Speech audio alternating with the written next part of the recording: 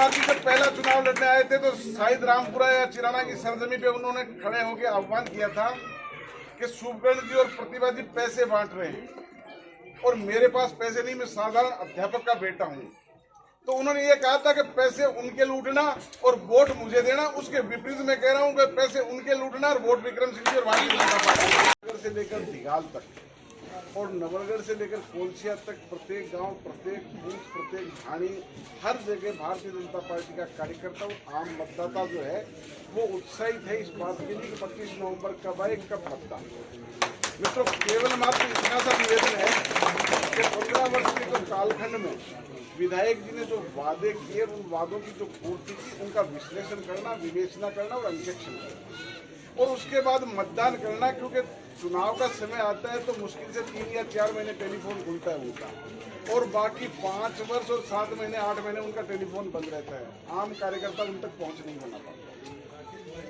दूसरी बात, हर जगह उनके मोहरे फिट हैं कि गांव में 1, 2, 3 लोग इस प्रकार के हैं कि उनके नाम से मिनी विधायक बने हुए हैं और गांव के प्रत्येक नागरिक को डराने का, धमकाने का और कहीं ना कहीं भ्रम की अवस्था में रखने का उनका काम है। उन लोगों से सावधान रहने की आवश्यकता है। वो गांव के ठेकेदार हैं और आप लोगों के आम मतदाता का वोट जो है वो एडवांस बेच करके आते हैं। मित्रों, अब की बार एक बात का ध्यान विशेष रखना है।